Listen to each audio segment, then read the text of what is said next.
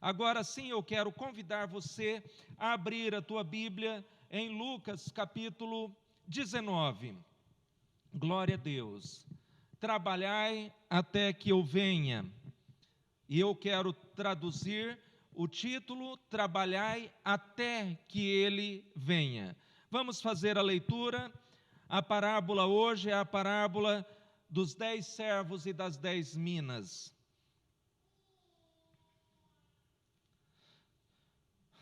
Lucas capítulo 19, do versículo 11 até o versículo 27. É mais uma história contada pelo Senhor Jesus. E ouvindo eles essas coisas, ele prosseguiu e contou uma parábola, porquanto estava perto de Jerusalém e cuidavam que logo se havia de manifestar o reino de Deus.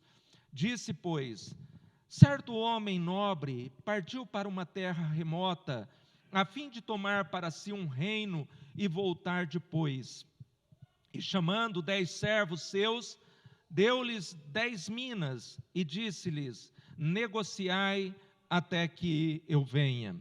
Mas os seus concidadãos aborreciam-no e mandaram após ele embaixadores, dizendo: não queremos que este reine sobre nós. Aconteceu que, voltando ele, depois de ter tomado o reino, disse que lhes chamassem aqueles servos a quem tinha dado dinheiro, para saber o que cada um tinha ganhado negociando. E veio o primeiro dizendo: Senhor, a tua mina rendeu 10 minas.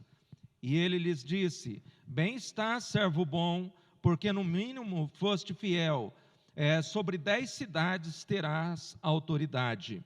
Veio o segundo dizendo: Senhor, a tua mina rendeu 5 minas. E a este disse também: sê tu também sobre 5 cidades.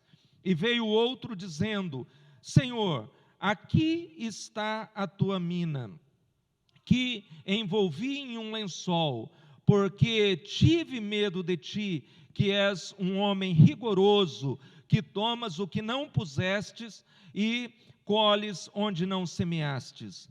Porém, ele lhes disse: mau servo, pela tua boca te julgarei. Sabias que eu sou homem rigoroso, que tomo o que não pus e cego o que não semeei? Porque não puseste, pois, o meu dinheiro no banco, para que eu, vindo, o exigisse com os juros? E disse aos que estavam com ele: tirai-lhe a mina e dai ao que tem 10 minas. E disseram-lhes eles: Senhor, ele tem 10 minas, pois eis que digo que a qualquer que tiver ser-lhe-á dado, mas ao que não tiver, até o que tem será tirado.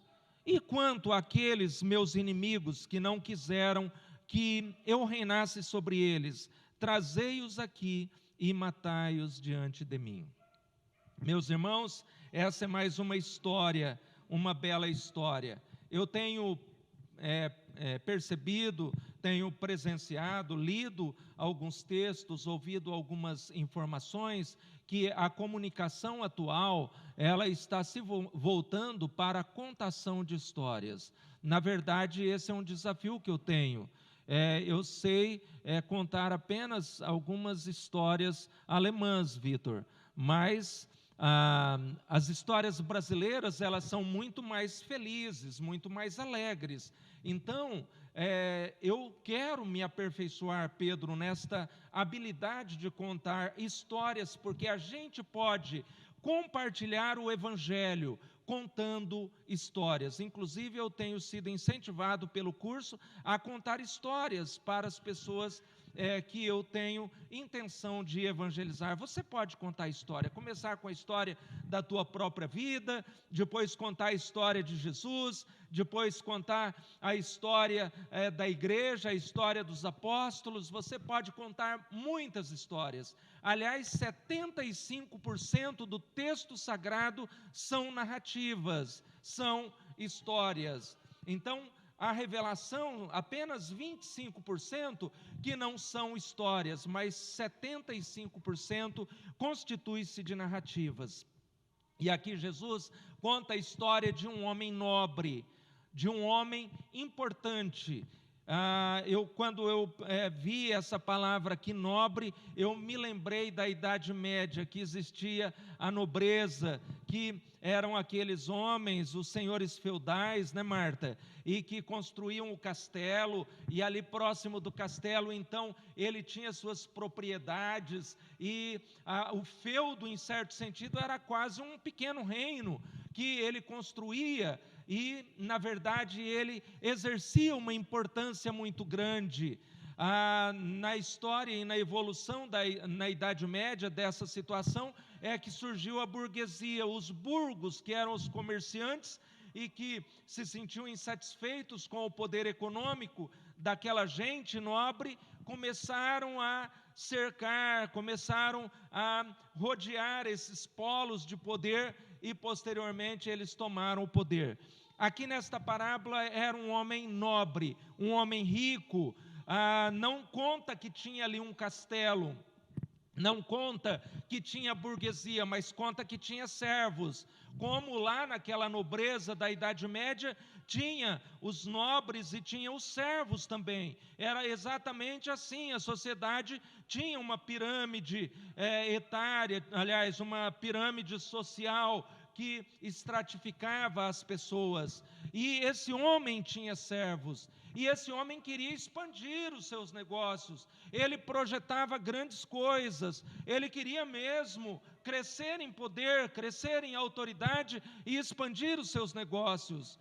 E aconteceu que antes dele sair para fazer essa expansão, ele chama os seus servos, ele chama 10, provavelmente dos proeminentes servos que ele tinha, e ele investe nesta gente, ele dá uma mina para cada um desses homens, para cada um desses servos.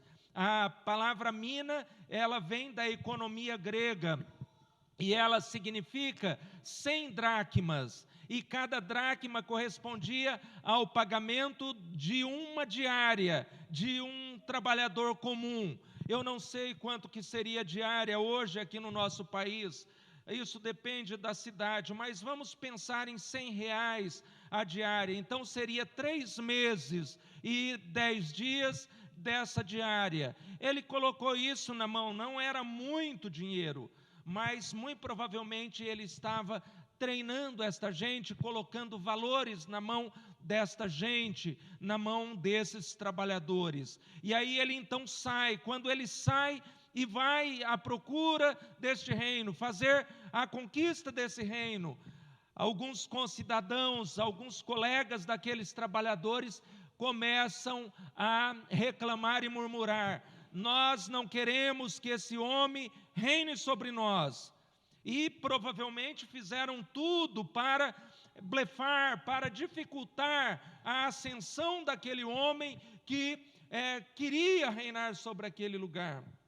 E aí a gente vê a posição desses servos. Então tinha os outros concidadãos e tinha os servos que tinham ali uma missão, que tinha ali uma atribuição de responsabilidade. Foi delegado responsabilidade a eles e colocado valores nas mãos deles para que eles negociassem. É por isso que a expressão trabalhai até que eu venha. Foi dito isso, e na verdade essa foi a missão. Houve uma responsabilidade e uma missão. E esse indivíduo consegue conquistar o reino, e depois ele volta para conversar com a turma. Ele chega já com uma posição de autoridade. Ele tinha nobreza, mas agora ele está na categoria da realeza. Naquela época, Marta, da Idade Média, tinha nobreza e acima da nobreza estava a realeza. Esse homem ascendeu também, ele subiu também, houve uma transição na vertical e ele foi para o topo da pirâmide e agora ele volta. E muito provavelmente aquela gente que estava conspirando deve ter ficado assim, amarelo, em um canto. enquanto que ele vai fazer a prestação de contas, conversar com os seus funcionários. É menos do que funcionários. Quando a gente olha aqui, fala servos, mas servos são escravos, irmãos. É menos, o escravo não tinha direito, o funcionário tem direito, ele trabalha, ele tem horários, mas o servo não, ele tinha que obedecer às ordens piamente, sem reclamar, sem ali questionar, porque na verdade ele era propriedade também do dono da propriedade, do dono da terra, do dono da casa. E ele vem então para a prestação de contas. E na verdade, ele presta contas ali, na prestação de contas ele já dá a gratificação. Imagina, Vitor, você que é bom de matemática, 100 dias a R$100, 10 mil. Então, olha bem, R$10.000. Agora, a premiação, irmãos, e o que trabalhou mais, granjeou mais, com uma mina, granjeou 10 minas. Então, conseguiu fazer render 100 mil, e o outro 50 mil, e um terceiro, porque não se relata aqui a prestação de contas com os 10 servos, mas chega no terceiro, já trava um negócio. Escondi, enrolei aí o dinheiro num lençol e guardei, deixei aí num canto. Porque, na verdade, naquela época, para se ter tanto dinheiro, tinha que ter muita prata ali, era muito dinheiro, eram muitas moedas. E alguns lugares do nosso mundo ainda é assim, para você juntar, trocar no câmbio R$1.000, você vai pegar uma sacola, você vai sair com uma mochila de dinheiro. É mais ou menos assim, em alguns países onde existe uma inflação galopante. Mas aconteceu assim, chega, e aí ele não recebe, é tirado aquele valor e dado àquele que tinha granjeado com uma mina, tinha granjeado mais 10 minas. E aquele já tinha recebido a premiação, que era 10 cidades, que ele ia ser administrador naquele reino. Irmãos, essa é uma história assim, muito intrigante, essa história tem muitos valores. Tem sido assim para mim uma experiência muito gratificante entrar no espírito da parábola e tentar dar umas asas à imaginação para pensar como é que isso funciona no campo da economia, no campo da sociedade. Mas aqui as lições mais preciosas, elas estão relacionadas com o reino de Deus. Olha bem, no versículo 11 diz assim, e aí eu quero recomeçar aqui o texto: e ouvindo eles estas coisas, ele prosseguiu e contou uma parábola, porque estava perto de Jerusalém e cuidava que logo se havia de manifestar o reino de Deus. Então eu quero falar um pouco sobre essa questão do reino, eu quero trabalhar isso em 3 tópicos específicos nesta noite. Esta parábola, ela apresenta algumas verdades, muitas verdades. Ela, primeiramente, ela fala, do nobre, desse homem que tem, que ele, dentro do seu processo e da sua vivência, ele chega à realeza. Depois, o trabalho fiel e o trabalho infiel dos servos, servos fiéis e servos infiéis, e por último, a prestação de contas. Mas por ordem, tá, Tiago? Você vai colocando, eu vou fazendo assim para você, para ajudar os irmãos que estão lá em casa a acompanhar aqui o meu raciocínio. Esta história tem alguns aspectos importantes. Primeiramente, essa história diz respeito a Jesus, o rei que já reina, mas terá um dia que o seu reino será plenamente estabelecido aqui na terra. Amém, irmãos? Glória a Deus. Jesus já reina, mas um dia o seu reino estará plenamente estabelecido. Também essa história tem um outro princípio importante, esclarece dados sobre a igreja de Jesus e a sua missão, especialmente acerca do dedicado trabalho dos servos. Igreja tem que ser composta de servos, igreja não pode ser um canteiro de senhor, tem que ter gente disponível a promover o rei, irmãos, amém? Aleluia. Você é um promotor do reino? Aleluia, pode dizer aleluia. Glória a Deus, onde você está, você representa, você leva a mensagem do rei, você glorifica o rei, você está ali como fermento na massa, representando o rei e promovendo o reino. E em terceiro lugar, esta história faz referências a um momento escatológico, lá no final, no grande finale, quando esse rei vai voltar e vai ali, não é pagar não, porque a gente não merece nada. Trabalhar no reino é um grande privilégio, irmãos, mas ele ainda vai recompensar a gente, dando galardões para nós. Olha que coisa maravilhosa, meus queridos. Já pensou um momento, eu, um perdido pecador, alcançado por um misericordioso Salvador, e ainda ser recompensado, tendo entrado nesta dinâmica da salvação, irmãos. Isso é coisa de Deus. Oh, meus queridos, como Deus nos ama. É só Deus que faz isso. Imagina aqueles homens, aqueles servos que eram escravos, que eram propriedade daquele proprietário, daquele fazendeiro, agora ser governante de 5 cidades, de 10 cidades. Meus queridos, inclusive o Apocalipse fala sobre isso. Então agora, Tiago, o primeiro ponto, se você colocou, você volta de novo, não tem problema. Eu quero aqui pensar um pouquinho com vocês sobre esse homem nobre, irmãos. Oh, meus queridos, não dá para não ver Jesus nesta parábola. Aleluia. Esse homem nobre é Jesus, irmãos. Glória a Deus. E a gente pode dizer homem, até porque Jesus é Deus e homem. Eu não vou aqui quantificar matematicamente 100%, mas Jesus foi a única pessoa neste universo que teve as duas naturezas. Deus se fez homem, E na verdade, ele entrou na nossa história. Obrigado, Ismael. Ele entrou na nossa história se tornando homem. Vocês lembram do processo de encarnação? Quando Maria concebe do Santo Espírito e ela começa a gerar um bebê dentro deste maravilhoso mistério, deste milagre tão especial. Ele entra na terra e ele toca negócios.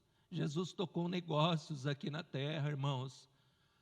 Aquele dia que ele ficou perdido em Jerusalém, naquela festa, quando os pais o encontram, aí, menino, o que você estava fazendo? 12 anos, era exatamente a data para a iniciação já de alguns rituais. Ele disse, eu estava cuidando dos negócios do meu pai. Olha que coisa linda, irmãos. Jesus, ele entra, e aí ele granjeia servos, e ele também tem inimigos, como o homem desta parábola. Vocês lembram quando os sábios do Oriente chegam e perguntam, vão lá no palácio do governador, e perguntam onde está aquele que nasceu rei dos judeus? E Herodes fica furioso.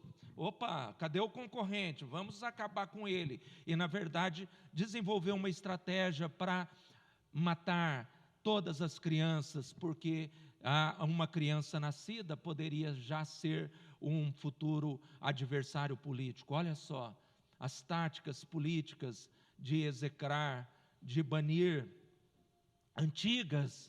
Aconteceu ali uma mortandade, um infanticídio aconteceu para pegar Jesus, mas Deus tinha orientado a família, misteriosamente, através de sonhos, para que fosse ao Egito, e levaram o menino, e depois então que aquele Herodes, porque Herodes é uma dinastia, um título, aquele Herodes tinha morrido, então volta Maria e José lá do Egito e traz já o menino, e aí eles não ficam ali em Belém, nas imediações de Jerusalém, mas vão para o norte do país, para a Galileia dos gentios, e Jesus foi criado lá em Nazaré.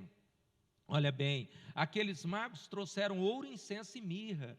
Presente ouro indicava a realeza de Jesus. O incenso indicava o sacerdócio do Senhor Jesus. Aliás, o ministério profético do Senhor, porque, aliás, o sacerdócio a mirra, o azeite da unção que era ministrado pelos profetas. Aquele presente representava a tríplice função. Aquele que era o rei dos judeus seria também sacerdote, segundo a ordem de Melquisedeque, e também foi um grande profeta que esteve entre os homens, irmãos, falando a palavra e ministrando com autoridade à humanidade. Que maravilha! Lá em Isaías capítulo 9:6, um menino nos nasceu, e um filho se nos deu, e o principado, a autoridade real está sobre ele, e o seu nome será maravilhoso, Conselheiro, Deus forte, Pai da eternidade e Príncipe da paz. Então, esse rei veio através da encarnação, se instalou entre nós. É isso que significa habitou entre nós, de João capítulo 1 e versículo 14, e nós vimos a sua glória.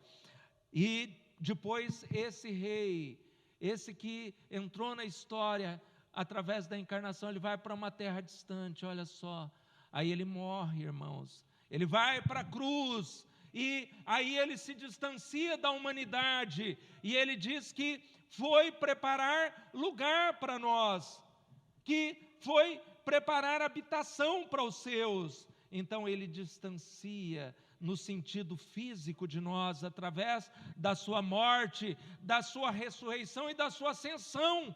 E é ali em Atos capítulo 1 que nós vimos essas informações, ali no momento final de Jesus, fisicamente com os seus apóstolos, com os seus seguidores, um pouco antes do seu retorno aos céus. Eles perguntam, no versículo 3 diz assim: os quais também depois de ter padecido, se apresentou vivo com muitas infalíveis provas, sendo visto por eles por espaço de 40 dias, e falando o que diz respeito ao reino de Deus. Olha bem, ficou 40 dias falando do reino. E estando com eles, determinou-lhes que não se ausentassem de Jerusalém, mas que esperassem a promessa do Pai, que disse ele: de mim ouvistes, porque na verdade João batizou com água, mas vós sereis batizados com Espírito Santo, não muito depois desses dias.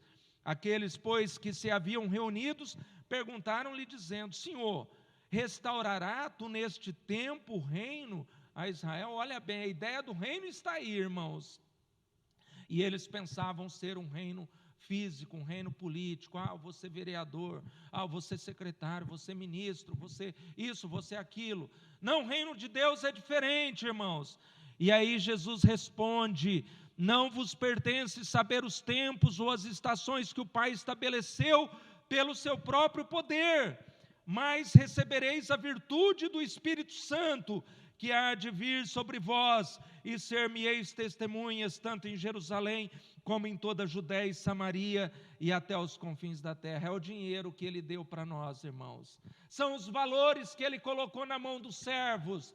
Ele estava indo, e ele deixa uma investidura de autoridade, para mim e para você, cumprir uma missão que interessa à glória de Deus, que interessa ao grande Senhor, que enviou o seu Filho para ser o Salvador da humanidade. Agora olha, e o 9, e quando dizia isto, vendo eles, foi elevado às alturas, e uma nuvem o recebeu, ocultando os seus olhos, e estando com os olhos fitos nos céus, enquanto ele subia, eis que junto deles se puseram 2 anjos vestidos de branco, os quais lhes disseram: varões galileus, por que estáis olhando para o céu? Este Jesus que dentre vós foi recebido em cima nos céus, há de vir, assim como para o céu o vistes ir. Lembra, aquele nobre diz que vai tomar o reino, diz que vai voltar. Aqui está reforçando essa ideia, irmã Josi. Ele recebe a autoridade. Com a sua morte e ressurreição, ele vence o poder da morte. Com a sua morte e ressurreição, ele vence o poder do diabo. A Bíblia diz que ele desceu às partes mais baixas da terra, que ele foi ao Hades e que lá no Hades ele proclamou a sua vitória. Meus queridos, a vitória da igreja, o resgate da humanidade depende basicamente desta verdade, da obra salvífica que Jesus realizou. E depois de ter realizado isso, ele volta e assenta. Vários textos diz que ele assentou à destra de Deus, e que deste lugar de autoridade, à direita de Deus, ele intercede por nós. Meus queridos, pare e pense na importância que Deus dá a você. Saber que você tem um intercessor, saber que você tem um mediador, alguém que se preocupa com você, alguém que está do lado do Pai soberano, e que tem grandes preocupações conosco, irmãos. Irmãos queridos, e ali Jesus, como rei do lado do Pai, do trono, também é sacerdote, é intercessor, irmã Zenaide. Olha que coisa linda! Ele é o chefe dos intercessores que oram por toda esta terra, desta igreja que ora, deste povo desta gente que está espalhada entre todos os povos, línguas, culturas, nações, países. Jesus é o chefe dessa ordem de sacerdotes, não da ordem levítico sacerdotal, mas da ordem milquisedequiana, de acordo com o escritor aos Hebreus. Diz que ele é da ordem de Milquisedeque. Milquisedeque não era nem judeu, imagina, mas era rei e sacerdote, irmãos. Era rei do condado ali de Jerusalém, antes de Jebus ser tomado por Davi. Mas ele era também o pastorzão da igreja, como você fala aí, o Pedro fala pastorzão, você, o Mateus, o Lucas, enfim, era o pastorzão. Quando Abraão sai e vai atrás daqueles reis que tinham sequestrado Ló em Sodoma, como a Marta pregou aqui na semana passada, aí Abraão, com os despojos ali, vai caminhando, e antes de voltar para o seu canto, ele passa na igreja em Jerusalém. Sabe o que Abraão faz lá em Jerusalém, Tiago? Paga o dízimo para Milquisedeque. Olha só, é aí que está a superioridade do sacerdócio de Jesus. Olha que coisa linda, irmãos. O sacerdócio levítico saiu de Abraão, mas Abraão pagou o dízimo a um outro sacerdote, que foi Milquisedeque. Então o sacerdócio milquisedequiano é superior, e Jesus é desse, e eu e você somos desse também. Amém, irmãos? O sacerdócio de Jesus, glória a Deus. Então Jesus, ele é rei e ele é sacerdote também, glória a Deus. E aí tem o terceiro episódio desse nobre, que ele vai voltar, glória a Deus. E vocês todos já sabem que um dia o nosso amado Cristo há de voltar. Essa é a esperança da igreja, irmãos. Essa é a nossa esperança não está na economia mundial, não está na vacina, e a gente quer que a vacina funcione mesmo, mas a nossa esperança está em Cristo e no seu retorno. Aleluia, aleluia, Jesus vem, Maranata, ora vem, Senhor Jesus. Todas as coisas estão indicando que esse nobre está voltando, e eu quero ser levado, irmãos, eu quero ser levado neste encontro, eu quero fazer parte da parousia. Aqui que é essa parousia? Parousia é o retorno de Jesus, aleluia, as trombetas soando, anjos tocando, e a igreja subindo, como a gente cantava antigamente. É assim, os mortos ressuscitando, simultaneamente, várias situações transcorrendo, mortos ressuscitando, vivos sendo transformados, e essa gente toda nos céus, nos ares, encontrando esse Jesus. Queridos, isso está na Bíblia. A Bíblia é a palavra de Deus. Tenha fé e acredite nisso. A Bíblia não apresenta apenas um plano material, irmãos. Existem outras dimensões da vida, da existência. Nós estamos vivendo, estamos muito conectados a essa coisa horizontal, esse dia a dia aqui, farmácia, banco, mercado, restaurante, escola, trabalho, rua, casa, televisão, celular. Mas, irmãos, existe outra realidade, e a Bíblia diz desta outra realidade. Aquelas cidades que os servos ganharam não eram cidades ali, nem cidades ali tinha uma fazenda, tinha uma empresa financeira que ele colocou as minas na mão dos servos.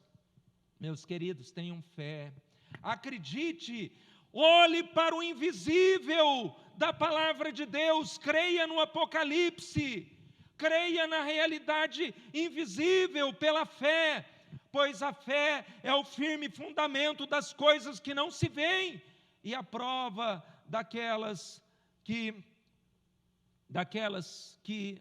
não foram vistas. Quero ler este versículo para não deixar assim tão mal esclarecido. Está em Hebreus capítulo 11, o capítulo que fala sobre a fé e que descreve, que conceitua a palavra fé. Quero aqui ler com os irmãos. 11, diz assim: ora, a fé é o firme fundamento das coisas que se esperam e a prova das coisas que não se veem.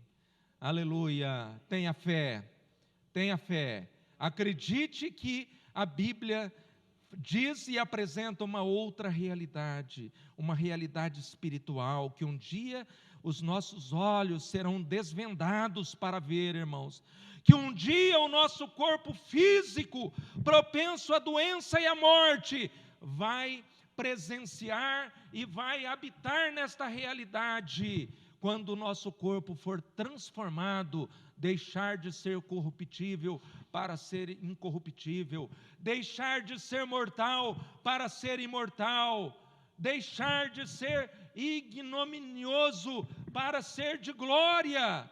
É isso que Paulo fala em 1 Coríntios capítulo 15, quando ele apresenta a doutrina da ressurreição. O dia que o nobre voltar, as coisas vão mudar. Chegou a rimar. O dia que o nobre voltar, as coisas hão de mudar. Aleluia. Jesus é o nobre. Glória a Deus. Glória a Deus. Meus queridos, em segundo lugar, eu vou agora caminhar um pouco mais abreviadamente, mas em segundo lugar eu quero aqui lembrar algumas coisas dos servos daquele. Está aí no versículo 15, e esse é o segundo ponto da mensagem. Eu quero aqui lembrar algumas coisas sobre os servos. Tem o nobre, mas tem os servos, e nós somos os servos da parábola. E o 15 diz assim: aconteceu que voltando ele, depois de ter tomado o reino, disse que lhe chamassem aqueles servos a quem tinha dado dinheiro, para saber o que cada um tinha ganhado negociando. O verbo negociar vem da palavra negócio. Negócio é quando a gente faz a negação do ócio, negue mais ócio. Quando a gente sai da passividade e a gente se coloca na atividade. E a igreja foi chamada para um negócio de Deus. Não é um negócio financeiro, mas é um movimento de proclamação do reino neste mundo, queridos. Um movimento de libertação de oprimidos, um movimento de evangelização, um movimento de demonstração, de preocupação com os pecadores. Meus queridos, você faz parte de uma igreja que está em todas as partes do mundo, você faz parte da igreja de Jesus. O reino já está acontecendo, Ele ainda não te presenteou com 5 cidades, não te presenteou com aquelas belezas e riquezas do Apocalipse, de um nome, enfim, aquilo que está descrito ali nas promessas do Apocalipse. Você ainda não mora na sede do governo, onde as ruas são de ouro, os muros de jaspe. Você ainda não mora em um ambiente onde não tem cemitério, onde não tem hospital, onde não precisa de vacina. Você ainda não está, mas isso vai ser realidade. Mas o reino já está acontecendo. Aleluia! Os súditos já estão. A glória de Deus está reluzindo em diferentes partes do mundo, meus queridos. Onde o evangelho é pregado, a glória de Deus reluz. Onde o evangelho chega, meus queridos, ali chega a transformação, ali chega a libertação. Aleluia, ore por missões.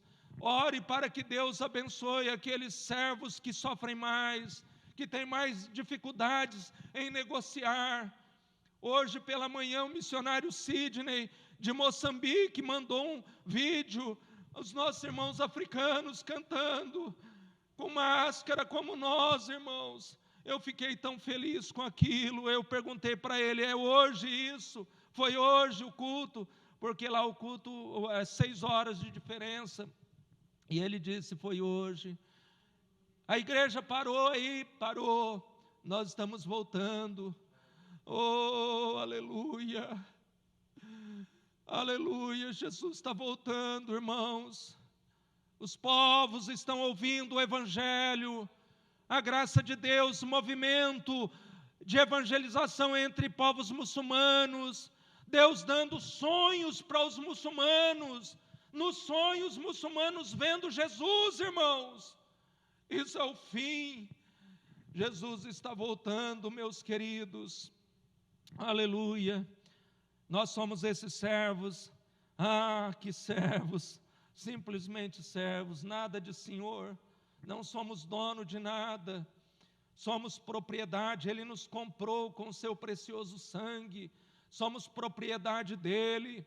Pedro diz que nós somos propriedade exclusiva do Senhor, que Ele nos fez nação eleita, sacerdócio real, nação santa, povo adquirido, para anunciar as verdades eternas para as nações, anunciar, proclamar aqueles que ainda não conhecem.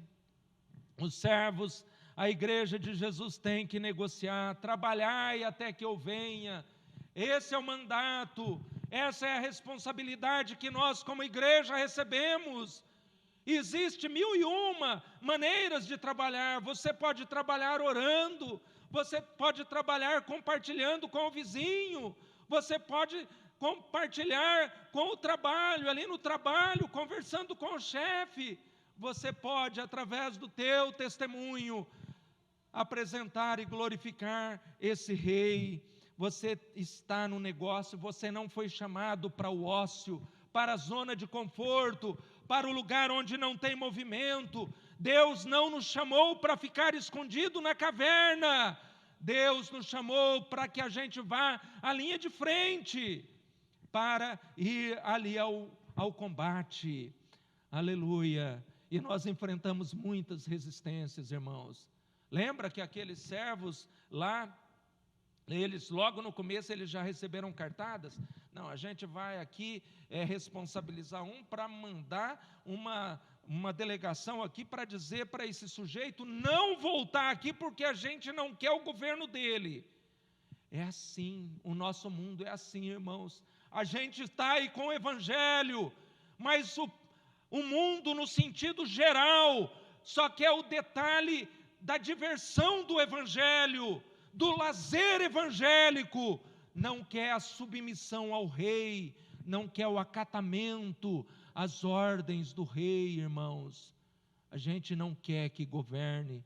O coração do ser humano é um coração obstinado, é um coração anti-ordem, é um coração resistente ao tratamento de quem tem autoridade, queridos. Mas nós estamos aí, nós enfrentamos a resistência do mundo, enfrentamos a resistência também do diabo, que é o arqui-inimigo da igreja. Nós enfrentamos, meus queridos, todos nós que somos cristãos, hora ou outra sofremos a pressão do nosso adversário, querendo nos tirar do movimento de fazer a negociação com os valores do reino, irmãos. Isso é guerra espiritual, irmãos. Precisa de oração. Nós precisamos de oração para granjear, não para granjear 10, porque o 10, né, foi nota 10, mas mesmo que seja 5, mesmo que seja 3, só não pode esconder e falar, não, eu vou ser um súdito camuflado, eu não quero me manifestar, um agente oculto do reino de Deus. Não tem jeito, irmãos. Quem tem Jesus não tem jeito de esconder. Lembra Pedro, quando o pessoal pergunta para Pedro, Pedro, você é um discípulo? Que discípulo o quê? E começou a praguejar, praguejar é falar palavrão, começou a praguejar, e aí o pessoal falou, você não engana a gente não, até o teu sotaque te denuncia, é o sotaque. Olha só, crente tem sotaque, sabia? Por exemplo, o aleluia faz parte do sotaque. Minha mãe hoje, se ela estiver vendo, ela vai lembrar da brincadeira. Ela falou aleluia. Ela, o que é aleluia? Eu falei, aleluia é aleluia mal falado. Vocês sabiam? Porque aleluia é universal, irmãos. Em todos os lugares, é uma linguagem do reino. Glória a Deus. Todos os lugares. Coreano fala aleluia. É assim. Japonês também. E nós falamos aleluia, a nossa tônica é o luia, não é o iá, mas podia ser o iá de Yahvé, porque aleluia significa louvor a Yahvé, e o reino tem esse sotaque, glória a Deus, servos diferentes, muito esforçados, alguns poucos esforçados, mas não pode existir omissão, não, eu não quero me envolver, eu quero ficar na minha, vamos pegar esse negócio, colocar naquela caixa, enfiar naquele baú, deixa esse trem aí, vamos mexer com isso não faça isso, se envolva, trabalhai, até que Ele venha, aleluia, glória a Deus. Eles trabalharam com fé e com obediência porque foi dada uma missão a eles, trabalhe, eu investi em vocês e vocês têm que trabalhar. E fé e esperança até que eu volte. Olha bem, tem uma garantia para esse trabalhador.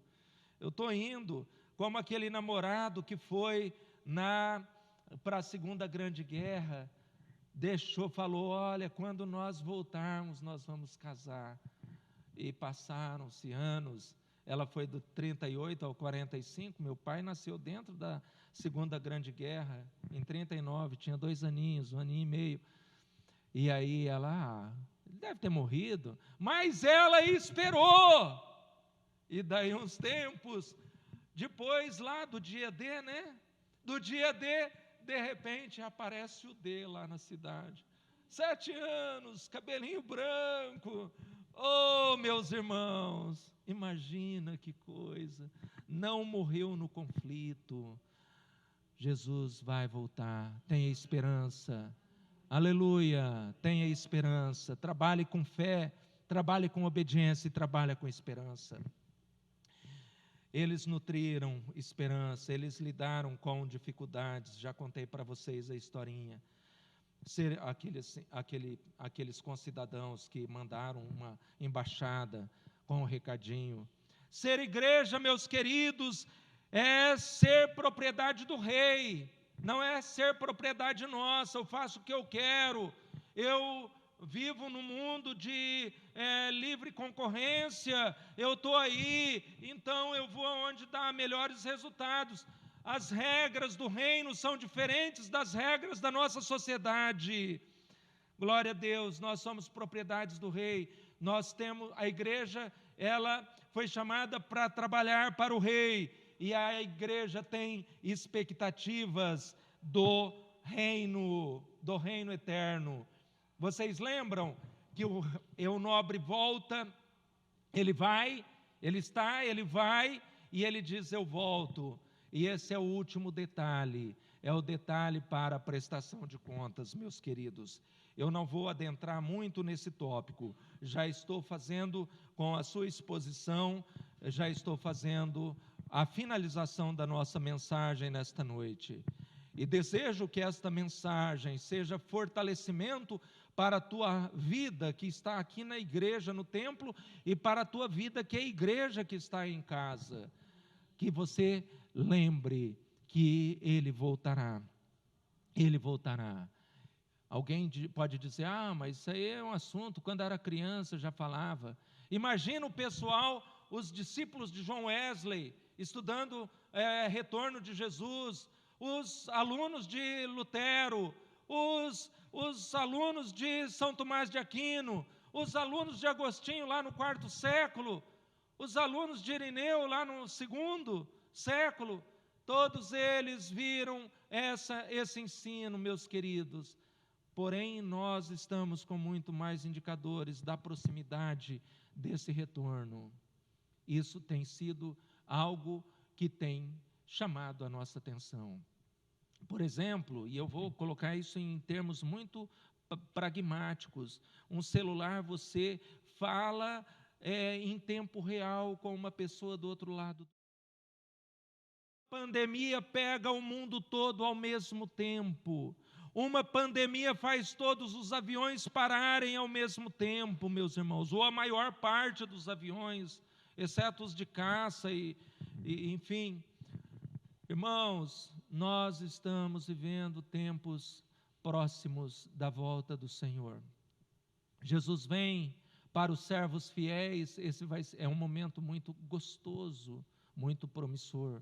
Por isso você tem a oportunidade de ser um servo fiel. Vem, servo fiel, foste fiel no pouco, no muito te colocarei. Porque uma mina, 10 mil, pouco dinheiro, mas depois 10 cidades, olha bem, no muito te colocarei. Aí vem o das 5 minas, vem, servo fiel, entra no gozo do teu Senhor. Foste fiel no pouco. Meus queridos, a igreja que aguarda o retorno de Jesus precisa ser uma igreja fiel. Aleluia. Uma igreja fiel. Uma igreja que tenha fidelidade. Não há igreja que tenha a melhor aparelhagem que se vende no Santa Efigênia, Vitor. Eu não estou querendo me omitir das responsabilidades sonoras da igreja, mas não é.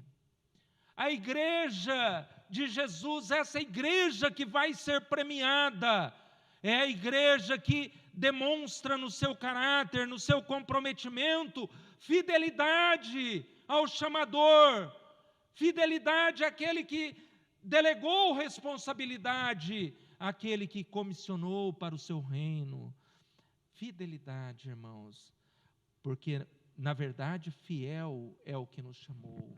Ele não nega a si mesmo, diz a palavra de Deus. E ele fez muitas promessas, eu não vou entrar aqui nas promessas, tenho até aqui alguns textos, você pode anotar. 2 Coríntios 5,10 fala do tribunal de Cristo. 1 aos Coríntios 3, 11 a 15 fala dos galardões, da premiação que ele vai dar de acordo com as obras. Se foi obra meio fraquinha, vai receber uma premiação meio fraca. Porque tem obra tão fraquinha que, chegando na beira do fogo, o fogo vai aprovar. Aí vai queimar que nem capim seco, irmãos. Nem uma lente de óculos acendeu o fogo lá naquele capim seco. Vocês sabem disso, né? Tem jeito, você pega o óculos assim, coloca ele no sol e você faz fogo. Então, queridos, as obras, elas serão avaliadas pelo fogo. aqueles que têm obra, quilates ouro, aqueles que têm obra, perfil diamante. Eu estou usando aqui uma linguagem, não é essa a linguagem talvez de quem mexe aí com pedras preciosas e com o ouro, mas aqueles que têm essas obras preciosas, obra de fidelidade, de obediência, esses vão receber a recompensa do Salvador e do Senhor, desse rei que nós seremos no seu reinado. Já estamos treinando enquanto estamos fazendo o serviço do Senhor aqui nesse mundo, para ser súdito eterno desse rei. Que Deus nos abençoe. Muito obrigado, Mateus, por ter cantado Reina em mim. O rei precisa reinar em nós. Aleluia. O senhorio de Cristo precisa ser estabelecido em nós, para que a glória dele seja manifesta em nossas vidas. Eu quero convidar você para se colocar em pé.